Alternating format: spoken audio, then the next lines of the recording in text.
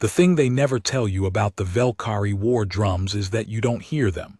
You feel them, in the marrow of your back teeth, in the hollow of your sternum, in the soft cartilage of your ears before the sound itself arrives, like a fist unclenching inside your skull. Private Marin Das felt it now. She was pressed into the mud of what the Ashborn called the Red Shelf, a sloping ridge of volcanic basalt that ran for 11 kilometers along the eastern edge of the Crucible, the valley where two armies had been locked in stalemate for 43 days. The mud smelled of sulfur and old iron. Her boots were soaked through. She hadn't eaten since the previous morning because the supply runner, a kid named Feltz with a mustache he was still practicing, had taken a Velkari spine round through the collarbone, and the ration pack had ended up in a creek. She was not thinking about food now. She was thinking about the thing moving in the dark. It was not visible yet. The sun, or what passed for sun on Ashborn Prime, a pale yellow disk always slightly south of where it should be, had gone behind the ridgeline 3 hours ago, and the valley was deep in its particular shade of purple-black that she'd come to think of as monster dark. The Ashborn had a word for it, Krathver, the hour of moving shapes. They had named it that for a reason. The drums came again closer, T-H-O-O-M, T-H-O-O-M, T-H-O-O-M. A rhythm like a geological event, deciding to become music. "Someone's moving up the northern pass," said Sergeant Yale Braz from 3 meters to her left, his voice barely above a breath. He was a big man, broad across the chest, with the kind of calm that you either cultivated or were born with, and Marin had never worked out which it was for Braz. He had a thermal scope to his eye, but the thermal was struggling. The Velkari put out a heat signature that confused human optics, not because they were cold, but because they burned at a frequency the scope's firmware classified as geological interference. "How many?" she whispered. "Can't tell. The scope reads it as one." "One. One very, very large one." Marin pressed her chin into the mud and waited. The war had begun, as most wars did, with a misunderstanding about real estate. Humanity had been among the stars for 60 years. 60 years of stumbling into civilizations that were older, larger, and considerably less surprised to see them than they might have hoped. The Ashborn had found humans first, or rather, human probe ships had drifted into Ashborn territorial markers in the Valith expanse, and the Ashborn, who were an ancient civilization of 7-foot orc-like beings with gray-green skin and ceremonial burn scarring across their collarbones, had sent a diplomatic envoy to investigate rather than a warship, which Marin had always thought said something significant about them. The envoy had gone well, mostly. Trade agreements, navigation rights, a mutual non-aggression pact that held for 11 years. The Velkari had gone badly. The Velkari did not send envoys. They sent what their own language called, roughly translated, the mouth that eats the silence before speaking, which was a phrase meaning advanced biological units, not soldiers, not scouts, something older than either concept. Living weapons that had been growing in the dark places of the Velkari's generation ships for centuries, fed on an organic slurry of proteins and electromagnetic stimulus, shaped by bioengineers who'd had millennia to perfect their craft. The Ashborn called them Gorethim, the old word. The word that, according to the Ashborn senior translation specialist, Commander Velith Orak, a thin, elderly female with silver burn scars who smelled of camphor and moved like a reed in water, had once meant the things from before the sky was finished. Marin had heard this translation when she first arrived on Ashborn Prime as part of the joint Human-Ashborn Combined Defense Initiative 6 weeks ago. She had thought it was poetic in the way that old languages often were. The Ashborn had 10,000 years of written history, and their words had layers like sedimentary rock. She had not known yet that it was also a literal description. The Velkari bioforms were old. The Velkari themselves claim to be older than most of the known civilizations currently drawing breath in the galaxy, and the archaeology supported this uncomfortably. But their Gorathim, their shock units, their living siege weapons, were older still. Living creatures that had been in continuous cultivation across 17 generations of Velkari expansion.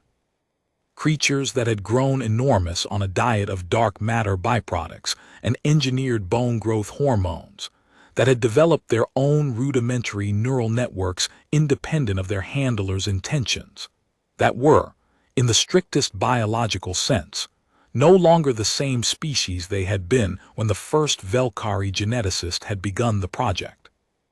They were something new, something that had been given enough time, and enough darkness, and enough protein, to become something not entirely under control. The Velkari knew this, they brought them anyway. The Ashborn knew this too, that was why the drums never stopped.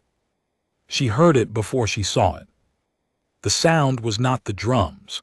The sound was underneath the drums, older than the drums, a low harmonic vibration in the subaudible range that Marin's body registered as the instinct to run before her conscious mind had processed anything. A pressure in the air, a displacement, the smell of something that had been living in the dark for a very long time. And then, against the purple-black of the valley sky, something blocked the stars. Not all of them, just a patch. A moving patch, slow and deliberate, 40 meters across and then 50. A silhouette that resolved itself by degrees into something with 4 legs and a low-slung head, and a spine that corrugated up into 3 distinct dorsal ridges running the length of its back. It moved the way old things move, without urgency, without uncertainty, with the particular patience of something that has never learned to fear what it might be walking toward. "There it is," Braz said softly. Marin could not speak for a moment. She had seen the briefing hollows. She had watched the classified footage from the first Velkari incursion on Heth's world, 3 years ago, where a single Gorathim had walked into a fortified city of 90,000 people and taken 4 days to walk out the other side. She had seen the thermal renders and the skeletal projections and the blast radius calculations. She had not understood, until now, how completely useless all of that preparation was. The hollow footage was two-dimensional in a way that reality was not. It had edges. It had a frame. It started and stopped. It could be paused. It could be reviewed. When you reviewed it, you could note analytically the scale indicators at the bottom of the frame, the measurement references, the estimated mass data, the biological profile readouts scrolling alongside. You could process it as information rather than as presence. You could know intellectually what you were looking at, and that knowledge gave you the illusion of a relationship with the thing, an understanding of it, a handle. There was no handle here. The thing was alive in a way that rendered data meaningless. It breathed. She could hear it, a deep resonant exhalation like a furnace door opening, and the breath was warm even at this distance, carrying with it a smell like hot stone and old organic matter, and something sharply chemical that her body translated before her mind could intercept the signal as danger. "Command, this is Ridge Team 7, Braz said into his comm very quietly. "We have visual on a Gorathim-class bioform moving through the northern pass. Single unit. Request fire authorization." The comm crackled. A voice. "Ridge 7, fire authorization requires joint human-Ashborn command clearance. Stand by for." The Gorathim's head swung toward them. It could not have heard the comm. It could not have seen them, pressed flat in mud against dark basalt in the dark. And yet it turned slowly, with the same unurgent deliberation it brought to everything, and its eyes, 2 clusters of bioluminescent organs that Marin suddenly understood had been evolving in cave darkness for God knew how many centuries, found them with a precision that bypassed distance and shadow entirely. "It sees us," Marin said. "Stand by." "It sees us, tell them it sees." The Gorathim stepped forward and the ground shook. Not metaphorically. The basalt shelf shuddered, and Marin's teeth knocked together, and small rocks broke from the ridge face above them and clattered down, and a 40-year-old tree 20 meters to her right simply fell over from root disruption as the shockwave of the creature's footfall radiated through the bedrock. "Move," Braz said. "Move now." They moved. The Ashborn Queen's name was Vithra Duskborn of the Orc line, and she had been ruling the Ashborn Confederacy for 31 of her 112 years, which meant she had been doing it longer than Marin had been alive and considerably longer than the Velkhari had anticipated when they began their campaign. She was not large by Ashborn standards. The burn scarring on her collarbones and upper chest was silver, which meant it had been decades old, received in her youth, in whatever rite the Ashborn used to mark transition. Her eyes were the deep amber that the Ashborn called fire stable, a coloration that supposedly indicated high cognitive processing under stress conditions, though Marin suspected this was partially mythology. She wore her command armor without ceremony, the same gray-black composite that her infantry wore, differentiated only by the circlet of fused volcanic glass that sat at her temple. Her crown, such as it was, minimal and functional, the Ashborn equivalent of a flag. Something to burn if the worst came. Marin had met her twice, once in a formal briefing. Once when the Queen had come down to the forward medical station during the shelling of the third week, and walked the cot rows herself, alone, speaking quietly to the Ashborn wounded. Marin had been getting her arm bandaged, minor shrapnel, nothing serious, and she had watched Vithra Duskborn crouch down next to a soldier whose leg had been removed at the knee, and take the soldier's hand in both of hers and say something too low to translate. And the soldier had closed her eyes, and the expression on her face had shifted from pain to something Marin could only call steadied. She thought about that now as she ran. The Gorathim did not pursue them. This, she understood from the briefings, was typical. They didn't chase. They had no need to. They moved toward objectives, population centers, defensive installations, command structures, with the implacability of weather. You could get out of their path. That was the extent of your options. You could not stop them. You could not turn them. The Velkhari had designed them over centuries, specifically not to be stoppable by anything that an opponent civilization was likely to have access to. This was the problem that Marin had been assigned to solve. Not just her. The 31-member team she nominally belonged to, which included 9 Ashborn engineers, 4 xenobiologists from the Human Ashborn Science Cooperative, a pair of Ashborn military historians who turned out to be unexpectedly useful, 2 human programmers whose names she always mixed up, and a retired Ashborn weapons designer named Harith Veln, who was 70 years old, and had the particular quality of genius that expressed itself mostly as silence punctuated by sudden, startling clarity. The team's official designation was Joint Tactical Solutions Cell 14. They called themselves, in the way that small groups under pressure develop private language, the Animators. The name had come from one of the human programmers, the taller one, whose name Marin kept getting wrong, who turned out to be a compulsive collector of obsolete Earth media, and who had explained during their second week in the bunker that there had been a man on Earth in the early 20th century named Willis O'Brien who had first figured out how to make inanimate things appear to move, to live, to breathe on film, frame by frame. Painstaking and obsessive and entirely committed to the idea that if you could make something believable enough, the audience would supply the rest, would feel the fear, would feel the wonder. "That's what we're doing," the programmer had said, around 2 in the morning on a night when none of them could sleep because the shelling was too close.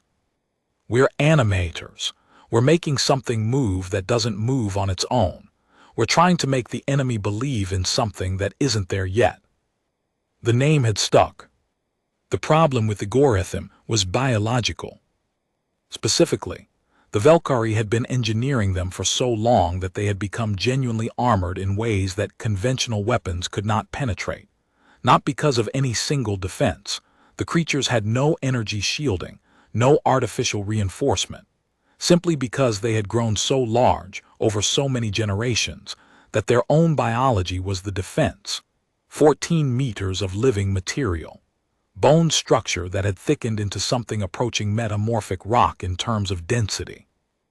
Dermal layers with the composition and approximate thickness of triple laminate combat plating. A central nervous system distributed throughout the torso, rather than concentrated in any single vulnerable region. A metabolism that could sustain critical function for 72 hours without external respiration. They were not immortal, they could be killed. The Velkhari knew how to do it. They had the weapons capable of it, energy discharge systems that operated at sufficient intensity to penetrate the biology. But those weapons were in orbit. They used them on Gorathim that had deviated from their assigned objectives. They did not share the method.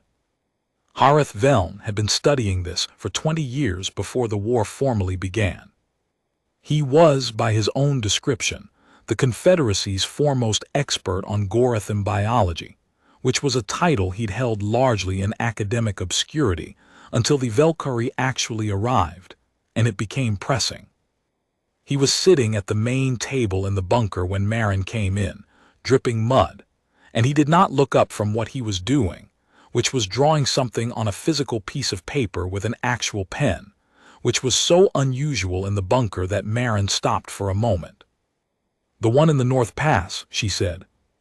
"Yes," he said. He had been listening to the comm feeds, he always was. "It saw us, from 400 meters in the dark. Braz says the thermal scope read it as geological." "Yes." He paused, set down the pen, turned the paper over.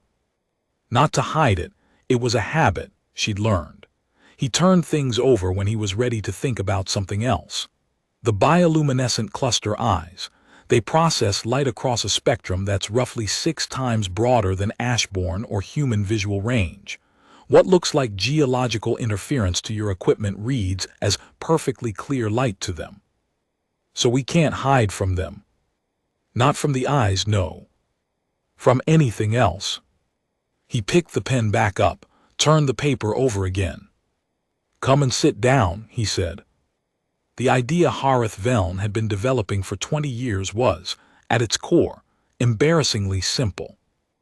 The Gorathim were biological weapons. That meant they responded to biological inputs. They ate, they breathed. They had hormonal systems, endocrine cycles, responses to environmental stimuli that predated their engineering by millions of years. The Velkhari had modified the front end, size, aggression threshold, pain tolerance, targeting. But they had left the deep mechanics largely alone, because the deep mechanics worked, had been working since before the Velkhari's own civilization existed, and you did not discard things that worked. The thing the Velkhari had not accounted for, Veln believed, was that those deep mechanics included responses to other organisms of comparable size. The Gorathim, he had concluded, did not recognize themselves as unique. In their neural architecture, the distributed rudimentary network that they'd grown independent of Velkhari design, there was evidence of something that functioned like territorial instinct. They did not cooperate with each other. When 2 Gorathim encountered each other, they paused. They assessed. Depending on factors that Veln had spent years trying to quantify, size, hormone signature, acoustic pattern, they either separated or fought. "They're afraid of each other," Marin said. Not afraid, he considered this. Something older than fear. Fear requires the capacity to imagine an outcome. This is just recognition. Something in them recognizes something like itself and responds to that recognition at a level below decision-making. So if we could produce something that read as a Gorathim to them, biochemically, acoustically, bioelectrically, all 3 simultaneously, yes. Marin stared at him. "You want to build a fake one." "We want to build a signal," he said carefully. "Something that produces the correct inputs. The Gorathim assesses by triangulating across 3 sensor modalities. If all three say large organism, same classification, territorial proximity, the Gorethim responds. Not by fleeing, they don't flee, but by pausing, by shifting its objective assessment, by dedicating cognitive resources to resolving the ambiguity. How long a pause? He was quiet for a moment. We don't know, long enough, I believe, to matter. They spent 9 days building it. The first day was the worst, not because of the difficulty. The difficulty was constant, distributed evenly across all 9 days like a tax. The first day was the worst because of the scale of what they were attempting. Marin had sat in the tunnel at the end of the first day, when the basic framework sketches had been finalized, and the materials list had been compiled, and the engineering estimates had been run, and every single estimate had come back with a confidence interval that made her feel slightly ill, and she had thought, this is actually what we are doing. We are doing this. This is not a thought experiment or a planning exercise. We are going to build a thing that is roughly the size and mass of a creature that eats cities, and we are going to walk it into a valley, and we are going to make it breathe. She'd eaten half a ration bar and gone back to work, because the alternative was to stop, and she didn't know how to stop. The taller programmer, his name was Ossian. She finally got it right on day 4, Ossian Carey. He was from Edinburgh originally and had a habit of eating crackers at 3 in the morning, with the focused intensity of someone solving a complex problem. Built the acoustic component. The Gorethim communicated, to the extent they communicated, through infrasound, vibration below the range of both human and Ashborn hearing, the kind of sound that moved through stone rather than air. Ossian mapped the frequencies from the field recordings they'd managed to pull from the ridge sensors, built a synthetic model, and then spent 2 days arguing with one of the Ashborn engineers about whether the synthetic model would read as real to a creature that had been surrounded by actual biological infrasound its entire life. It's like asking if a recording of a lion will scare another lion, he said at some point during that argument. We don't actually know. The lions did not know they were lions, the Ashborn engineer replied, which was not helpful. The xenobiologists synthesized the biochemical signature from what little they had, trace samples collected from the impact craters left by Gorethim footfalls, which contained shed biological material from the dermal layers. It was not much. What they built was approximate, a pheromone analog released in an aerosol, designed to fall within the range of variance rather than precisely replicate any specific Gorethim signature. Marin handled the bioelectric component, which turned out to be the strangest part. The Gorethim's distributed nervous system produced a field effect, a low-level electromagnetic signature radiating from the mass of the organism. It was not communication exactly. It was more like the EMF output of a large power source, a byproduct of biological activity at scale. They couldn't replicate it with anything biological. They could approximate it with a carefully calibrated array of electromagnetic emitters, powered by a hydrogen cell, shielded in a housing that needed to be, for the deception to be credible, roughly the size and shape of a Gorethim's torso. It needed to move. This was where the Ashborn military historians became unexpectedly useful. The Ashborn had a tradition, ancient, mostly ceremonial now, of constructing effigy vehicles for use in large-scale ritual. Massive frameworks of volcanic basalt and shaped hardwood, moved by teams working in coordinated rhythms, capable of being made to move in ways that evoked the motion of large organisms without actually being them. The technique was old. The historians knew it. And when Marin described what she needed, one of them, a compact Ashborn female named Sareth Vel, who wore her seniority as lightly as comfortable clothing, had looked at her for a long moment and then said, "We call that animating the dead shape, making the not-living move in the way that living things move." "Yes," Marin said, "exactly that." Sareth had gone away and come back with diagrams. They built it in 7 nights, working in a decommissioned mining tunnel 2 kilometers from the forward line. The Velkari monitoring system swept the valley's surface every 4 hours. Below the surface, they were effectively invisible. The framework was basalt composite and salvaged structural alloy, 14 meters long, 4 meters at the shoulder, shaped to produce the correct silhouette against the thermal spectrum. The electromagnetic emitter array was embedded in the core. The aerosol system ran through internal channels to surface vents positioned to approximate the locations where a Gorethem's dermal respiration would occur. Moving it required 22 operators, 12 of them Ashborn, 10 human, working in coordinated silence through an acoustic relay system, because any spoken word would compromise the acoustic deception. It was, Marin thought, the strangest thing she had ever been part of. Not the construct itself, not the idea, which was mad enough. The strangest thing was the team. 2 species who had known each other for 60 years, which was, in civilizational terms, barely an introduction, working without spoken words in a tunnel under a valley floor, learning to understand each other through the medium of mechanical motion.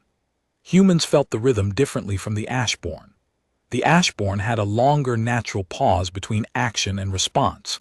Their operating tempo was slightly slower, their recovery between coordinated movements more deliberate. The humans wanted to push faster, to shorten the gaps, to cut the dead time between steps. The first night they tried to move the construct together, the result had been a slow-motion disaster. The frame listing, the gate collapsing into something that looked, Soreth Vel had observed with devastating neutrality, like a creature dying of a complicated leg problem.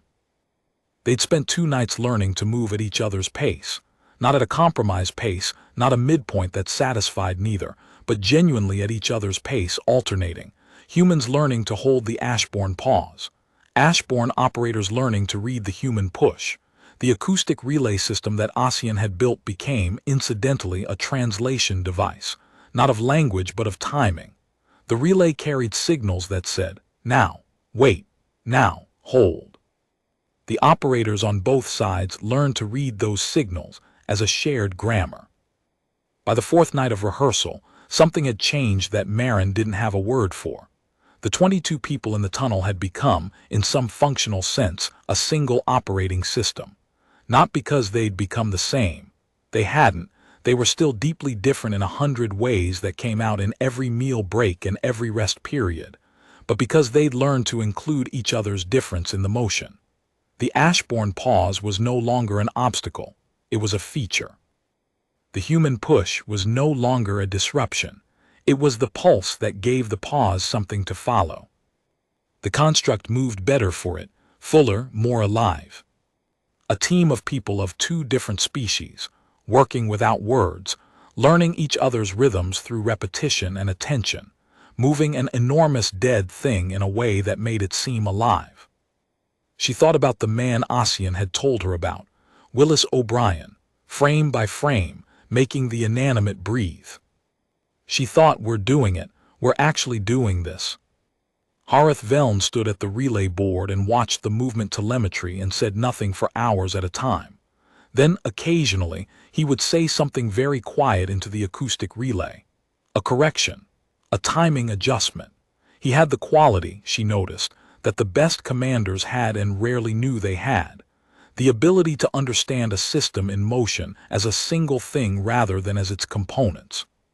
He watched the frame's movement as though watching a living creature, assessing its gait, its weight distribution, its believability.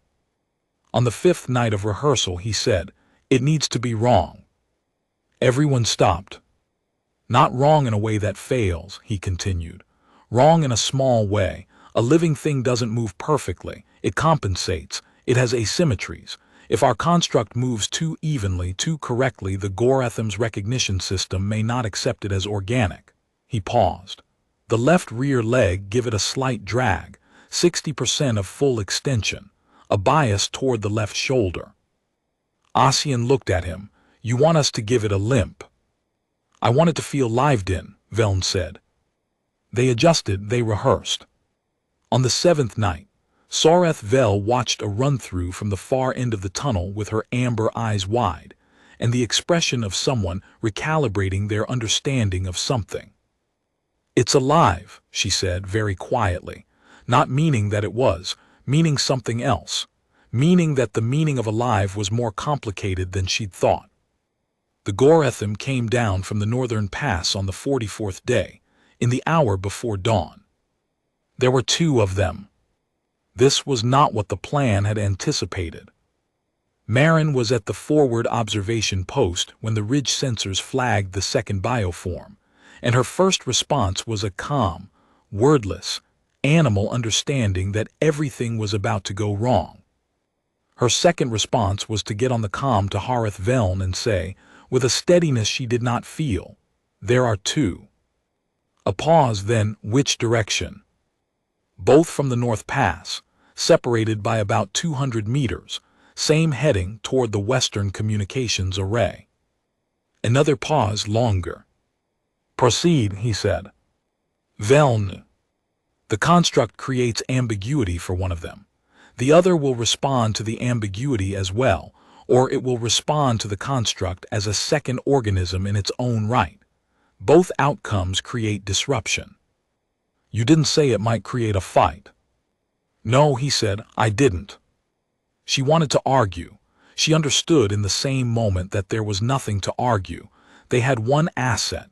They had one play. The play remained the play regardless of the arithmetic. "Get it moving," she said. The construct came out of the service tunnel exit on the valley floor at 04:23 local time, 7 minutes before the Gorethim reached the position where they would have line of sensor contact. Marin watched from the ridge on a relay feed. The movement was good. The limp was there. Ossian's asymmetry, Veln's correction, the human touch on the alien thing. The aerosol was venting. The EMF array was active. 12 Ashborn operators and 10 humans moving in coordinated silence underneath and inside the frame, speaking through acoustic relays, their bodies collectively being one thing.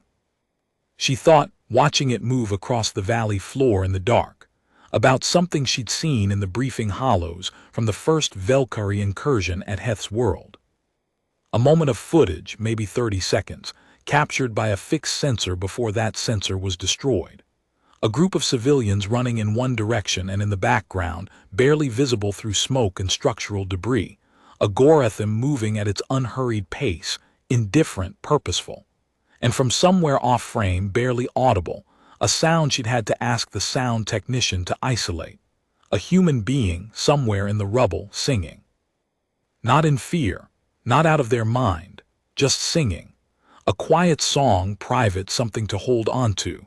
Some melody they'd known since childhood, carried into the worst moment of their life because you don't discard things that work.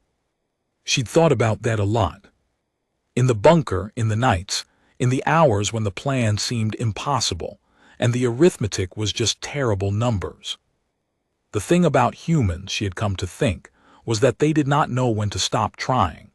They'd been doing it since before they had language, probably, rigging stone to stick, lashing things together, building levers from found materials, standing in front of something enormous with a tool they'd made and saying, with the specific human arrogance that was also somehow the specific human gift, "I'm going to try this." It usually didn't work. History was full of humans who tried things that didn't work, most of whom no one remembered, most of whom died having failed. But the trying had become, somewhere along the evolutionary line, a feature rather than a bug. The stubbornness had become load-bearing. She watched the construct move in the dark and she thought, "We made this. We made it from recording scraps and biochemical traces, and a 7-decade-old technique from a species we'd known for 60 years and a hunch from one old man who'd spent his career being mostly ignored. We made it in 9 days in a mining tunnel, and we gave it a limp, and now it's walking toward 2 things that can eat cities, and we're going to find out if it works." She found herself very quietly humming something. She didn't know what it was, just a melody, something to hold on to. The Eastern Gorethim registered the construct first. The moment it did, The moment its sensor apparatus triangulated the acoustic, biochemical, and bioelectric inputs and processed them as a match for its own classification, it stopped. 14 meters of engineered biological weapon, moving at its geological pace across a valley floor, stopped. 200 meters behind it, the Western Gorethum stopped too. It had registered the pause. In the rudimentary distributed network that passed for Gorethum cognition, the partner's pause was itself an input, something worthy of assessment. Inside the construct, Marin knew, the operators would have felt the silence. The feed she was watching showed no external change, just three massive shapes on a valley floor, motionless in the dark before dawn. Three things that looked from any distance like the same kind of thing. The oldest kind of shape, large, breathing here. Harith Veln on the comm said nothing. The Eastern Gorethum made a sound. Marin had not heard a Gorethum make a sound before. She had heard their footfalls, their exhalations, the infrasound that operated below hearing. This was different. It came through the sensor relay as something the audio software couldn't quite classify, partly infrasound, partly in the audible range, a vibration at the intersection of the two that pressed on the eardrums and on something below the eardrums simultaneously. If she had been forced to translate it into a human word, she would have said, question. Not language, not communication in any complex sense. Just the oldest social input, the recognition call, the "Are you what I am?" The acoustic system built by Ossian Carey, who was from Edinburgh and ate crackers at 3 in the morning with tremendous focus, played back an answer. The same frequency range, the same harmonic structure, slightly different, not perfectly identical because Veln had been right that a living thing would not be perfect, would be individual, would be itself rather than a copy. The answer said, yes, and also different, territory, proximity. The Eastern Gorethum's head turned toward the construct. In the tunnel beneath the construct's frame, 22 operators stopped breathing. The Western Gorethum made a sound. This one the audio software classified with a confidence interval of 83% as alarm, not fear. The earlier distinction still applied, something older than fear, something that said, wrong, discrepancy. This space contains a variable that did not exist in this space before. It began to move, not toward the construct, not toward the communications array, northeast, away from the valley's center at a pace that was still unhurried but that covered ground quickly because at 14 meters long, unhurried meant something different. The Eastern Gorethum watched it go. Then it turned back to the construct. Marin realized she was gripping the edge of the relay station with both hands. The Eastern Gorethum took one step toward the construct, stopped.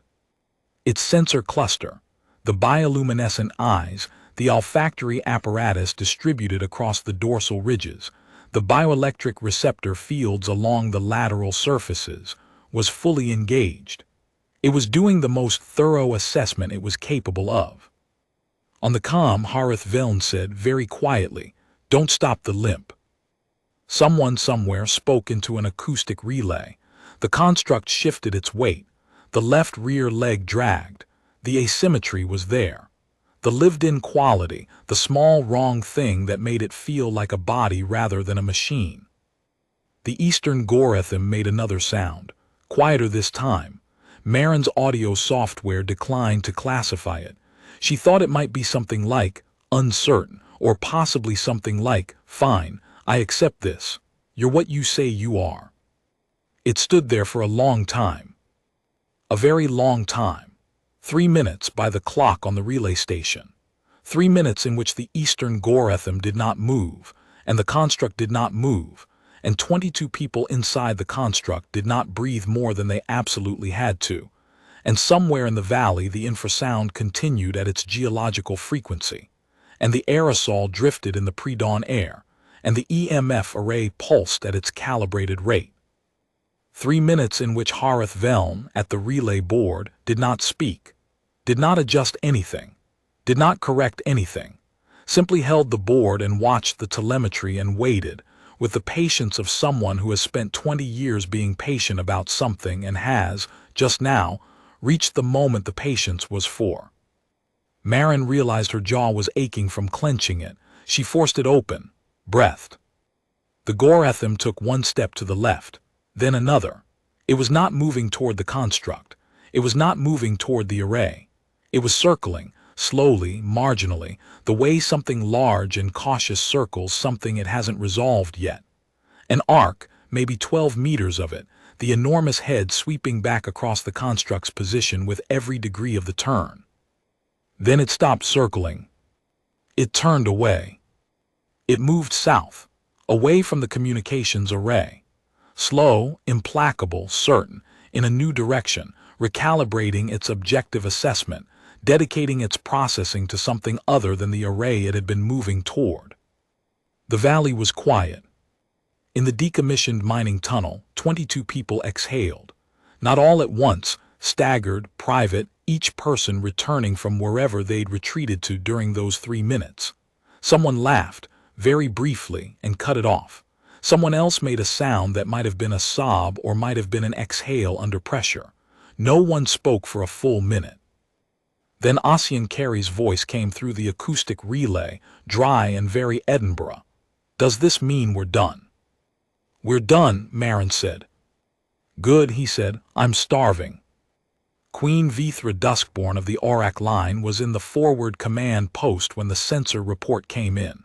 She read it once, then she read it again.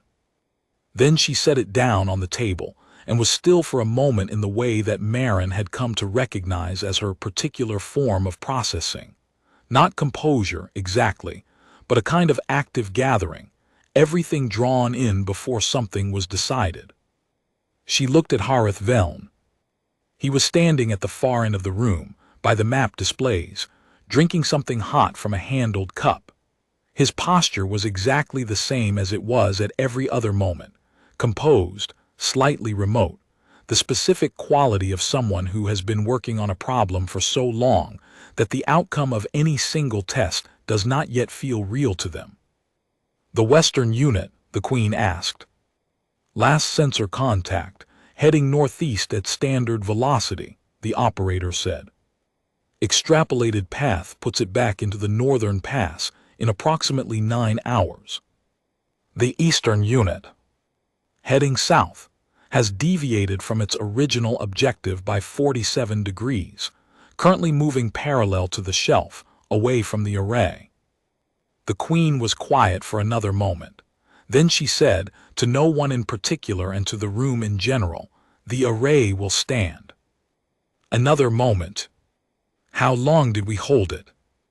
Marin checked her data. 14 minutes, from initial contact to deviation. 14 minutes. The Queen said it the way you repeat something to make it real. 14 minutes bought by.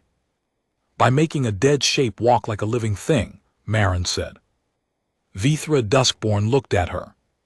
The amber eyes, the fire-stable eyes, took her in with the full attention that Marin had noticed she gave to everything she looked at. Not a survey, but a consideration. The look of someone who was actually seeing what was in front of them. "Your team," she said.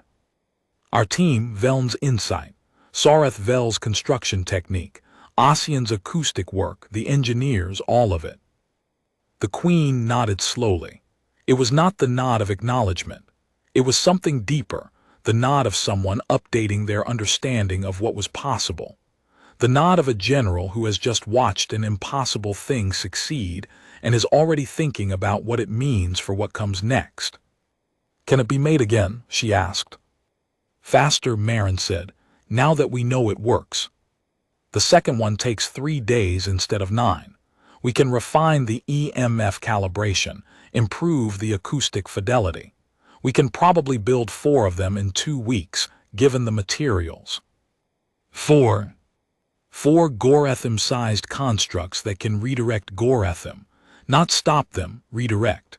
But a redirected Gorethim is a Gorethim that's not hitting a population center. It's a Gorethim that's walking in a circle or heading back toward the pass, Or confronting each other, Veln said, from the far end of the room. Everyone looked at him. He had turned his cup in his hands. He was looking at the map. The Velkari have 17 Goretham-class units deployed in this theater. We don't have to destroy them. We have to make them stop being a weapon. He paused. If they're confused about where they are and what is around them, if their sensor picture is consistently wrong, they become unpredictable. The Velkari lose command coherence over them. They become, he searched for the word. Just animals, Sareth Vel said. She was in the corner and she'd been so quiet Marin hadn't noticed her. Lost ones, confused, moving without purpose. The Velkari spent centuries making them weapons, Marin said slowly. But they're not weapons anymore, are they? They became something else, something that grew past the design. Yes, Veln said. So we don't fight the weapon, she said. We confuse the animal. He turned his cup, said nothing, which was, she had learned, his form of yes. The second construct took 2 days and 19 hours. The third and fourth were built simultaneously, in adjacent tunnels, in 31 hours. By the time the Velkari command structure understood what was happening, why their Goretham were showing anomalous behavior, why 3 of the 17 were describing movement arcs inconsistent with their assigned objectives, why the distributed command signal they used to maintain loose directional control over the bioforms was producing increasingly erratic results. The animators had 4 constructs operational and a 5th underway. The Velkari sent a command pulse to redirect their Goretham, a high-intensity burst of the bioelectric signal that they used for coarse-scale behavioral correction. It worked on 3 units. On the other 4, the ones that had spent the most time in proximity to the constructs, it produced a response the Velkari's behavioral models did not predict. They stopped moving in the direction the pulse indicated. They moved toward each other. 2 Goretham that had never been in proximity, that had no territorial history with each other, walked toward each other in the pre-dawn hours of the 48th day of the Crucible standoff. Their sensor systems, consistently fed the wrong information for 72 hours, were no longer processing the valley floor as a known space. It was an unknown space. In an unknown space, the oldest instinct was the most legible one. Find out what else is here. The confrontation lasted 4 hours. Marin watched it on the relay feeds from the ridge, and it was not what she'd expected. She'd expected something spectacular, something violent in the way that hollow footage of the original incursions had been violent. Immediate, overwhelming, the scale of destruction arriving all at once. What she saw instead was slow. The 2 Goretham circled each other the way something enormous and old circles, something it doesn't entirely understand. They produced sounds, the full range, from the infrasound she felt in her molars all the way up through frequencies her audio software could actually classify, that the xenobiologists would spend the following week analyzing and still not fully decode. They moved in the patient, geological way they moved in everything, but with an angular uncertainty that was different from their targeted directional march. They were, she thought, genuinely confused, genuinely solving a problem in real time with whatever cognitive capacity they had. 2 organisms that had never been in uncontrolled proximity to each other, whose sensory pictures of their own operational environment had been systematically undermined for 72 hours, trying to make sense of each other in a valley that was now, to their neurology, entirely ambiguous territory. The outcome was not inevitable. Marin understood that watching. It could have gone another way. They could have separated, could have each gone in different directions and resumed their original objectives. The margin was thin, and she knew it, and she did not retroactively construct it into certainty. But they didn't separate. They resolved the ambiguity the way their deep biology resolved most ambiguities, through confrontation. And the confrontation, which lasted 4 hours and which left one valley floor permanently altered, and 2 geological-sized impact craters that would still be visible from satellite imagery 3 years later, ended with one Gorethim dead. The other was injured in ways that would, Harith Veln estimated with a calm that Marin found genuinely awe-inspiring given what they were talking about, prevent it from functioning as a directed weapon for the remainder of the campaign. 2 assets without firing a weapon. The Velkari command sent a recall order for all Gorethim-class units in the theater. It was the first recall of Gorethim in the 70-year history of their use as a weapons system. The Velkari did not explain the recall to their allied factions. They did not announce it. The order simply went out, and the bioforms turned, and the sound of drums in the northern pass began, for the first time in 48 days, to recede rather than approach. The ceasefire came on the 53rd day. It was not a peace. It was not even a truce exactly. It was an agreement to stop while the Velkari High Command renegotiated the strategic mathematics that had, for the previous 7 weeks, assumed the Gorethim were a guaranteed decisive weapon, assumptions that had stopped being accurate. The process that followed would take years. There were Velkari factions that rejected the ceasefire and continued small-scale incursions in other theaters.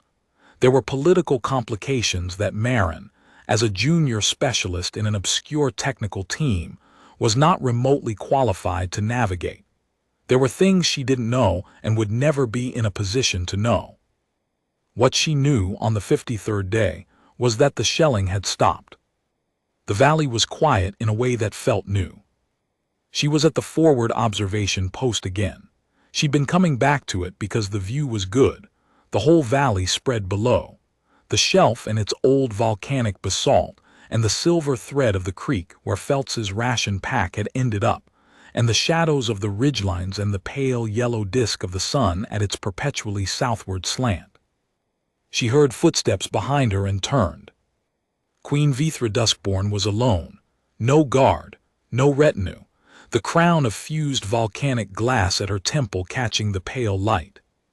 She came and stood beside Marin and looked out at the valley. They stood there for a while without speaking.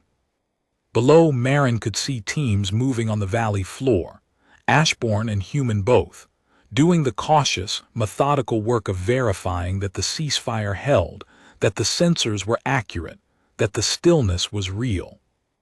There was something about that work, the methodical, unglamorous verification work, that Marin found deeply comforting. No one was celebrating. No one was making speeches. They were checking sensors, clearing grid squares, logging positions. The army equivalent of making sure the stove was off. The specific practical seriousness of people who had learned the hard way that the worst moments came when you assumed the danger was past before you'd confirmed it. She had been in the military long enough to understand that the heroic moments were mostly other people's retrospective construction.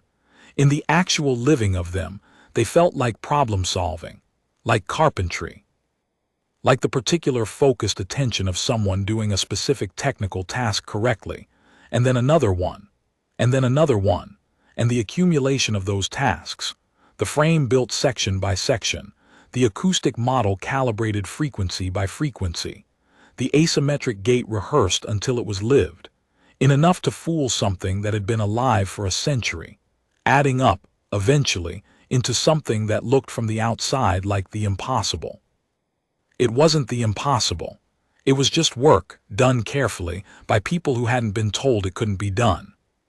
In the old histories, the Queen said finally, there are accounts of the battles against the Gorethim's ancestors, before the Velkari had refined them, before they were this large, this complete. The old Ashborn faced them with conventional weapons and conventional thinking and lost many times before they stopped losing. Marin waited. What changed in those histories was always the same thing. She turned her amber eyes toward the valley.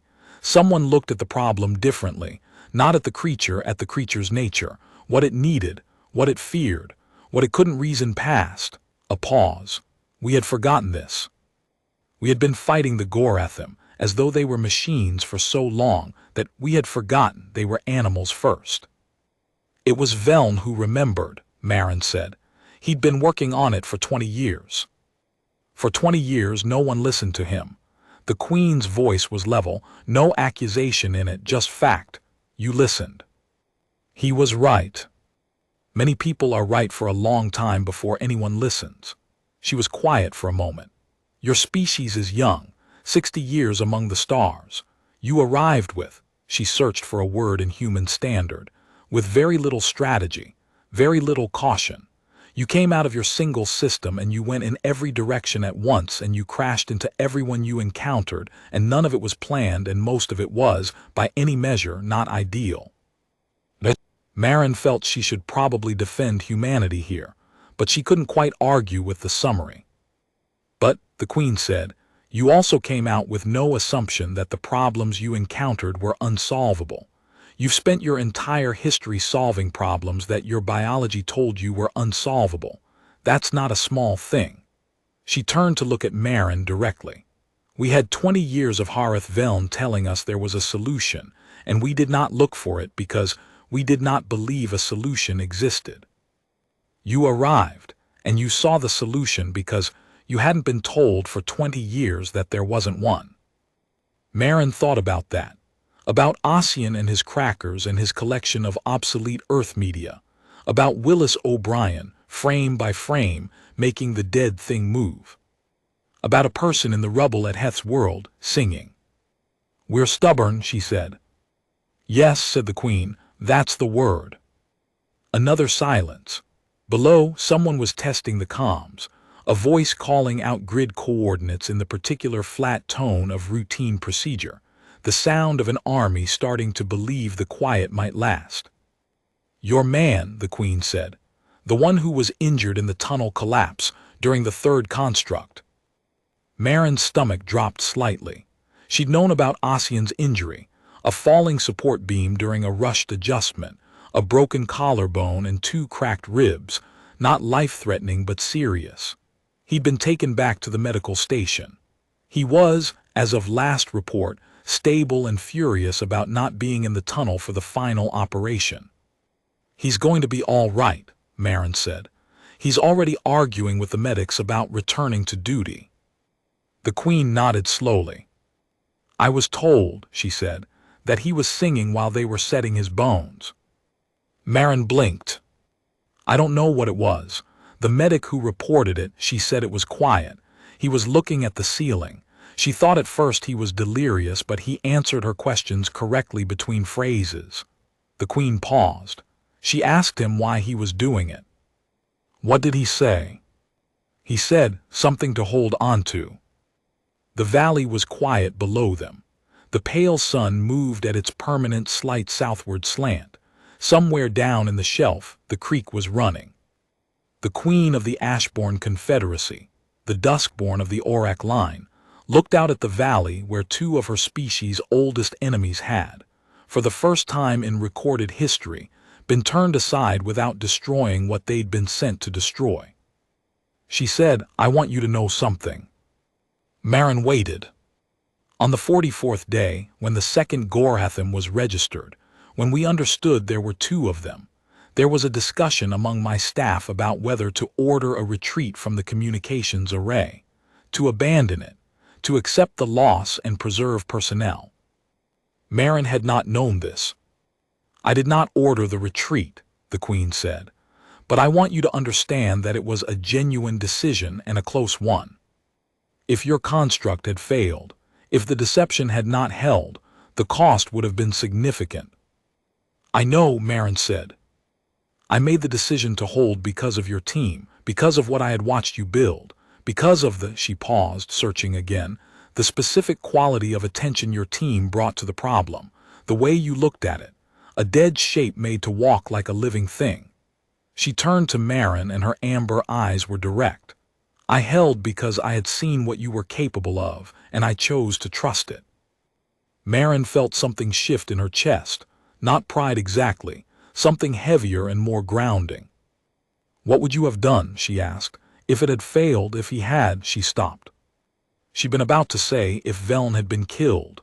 She meant something broader than that. The Queen looked at her for a long moment. I had an order prepared, she said simply. What order? The Queen was quiet. Then, on the 43rd day before the constructs were moved into position, I gave my staff an order, a contingency. She paused. If the operation failed, if the Gorethim reached the array and the defense collapsed and the cost became unacceptable. She touched the crown of fused volcanic glass at her temple just briefly, a gesture so small it might have been unconscious. What order? Marin asked again. The Queen's hand dropped. She looked at the valley. Burn my crown, she said. Begin the evacuation of the civilian sectors. Give up the shelf and fall back to the secondary line. She paused. The crown is a symbol. When it burns, the Ashborn understand we are not defending territory anymore. We are defending people. The calculus changes. Another pause. I was not willing to lose the people for the symbol. Marin absorbed this. Nobody moved, she said. Your staff, when you gave the order. No, the Queen said, very quietly. Nobody moved. They believed you'd win. They believed, the Queen started again. They believed the team in the tunnel would do what it said it would do. She looked at Marin. Your team, the animators, they believed in what you were building. Below them, on the valley floor, one of the verification teams had stopped moving. They were standing in a cluster looking at something. After a moment, Marin could see what it was, a place in the valley floor where the Gorethim's footfalls had compressed the basalt into smooth depressions, each 1-3 meters across, tracking in a line from the northern pass and then turning, curving. The place where the eastern Gorethim had paused and thought and decided something different. 14 minutes, the length of a decision, the width of a pause. The valley was quiet. The sun was at its southward slant. Somewhere in the medical station 2 kilometers back, Ossian Carey was arguing with a medic about his rib tape and eating crackers and probably humming something under his breath. The dead shape had walked like a living thing. And 2 living things had looked at it and chosen, in whatever passed for choice at the level they operated, to go somewhere else. Marin Das, Private, Joint Tactical Solutions Cell 14, stood on the ridge above the crucible and looked at the quiet valley and felt, not triumph exactly, but something adjacent to it. Something that acknowledged the cost and the luck and the specific stubborn human refusal to accept that the problem was unsolvable, and held all of it at once without resolving it into anything simpler. She thought about the person in the rubble at Heth's world, singing. She hoped they had made it out. She hoped all of them, every impossible person who had stood in front of something enormous with a tool they'd made, and said, I'm going to try this, every person who had been right for years before anyone listened, every person who had held a wounded colleague's hand and found a tune to get through the bone setting. She hoped they all knew that it mattered. The trying, the stubbornness, the refusal. She thought about Harith Velm, who had spent 20 years being ignored, who had carried his insight through 2 decades of academic marginality and institutional skepticism and budgets redirected to conventional weapons systems, who had never stopped refining the idea during all those years because. Why? Because he believed it. Because he was stubborn. Because the alternative to keeping going was to accept that the problem was unsolvable, and he was the kind of person who could not accept that, who could not file the unsolvable problem away and move on to other problems. She thought about Willis O'Brien, frame by frame, in an era when no one had done it before, when there was no proof it would work, when the audience hadn't yet told him whether they'd believe it. Just the work, just the attention, just the specific human act of deciding that the thing you imagined should exist was worth the effort of making it exist, one frame at a time. She thought about King Kong. Ossian had shown her the clip, the original 1933 footage, O'Brien's stop-motion masterwork, the great ape on top of a tower, surrounded, swatting at things it couldn't outrun or outthink. Ancient and enormous and outmatched by the particular human ingenuity that had first admired it, and then found a way to bring it down.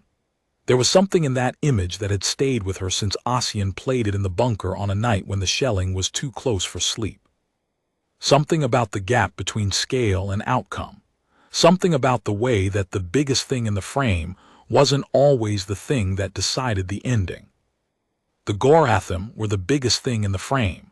They had always been the biggest thing in the frame. The Velkhari had built them to be exactly that, to be so large, so ancient, so thoroughly engineered toward dominance that no opponent would even look for a frame in which they weren't.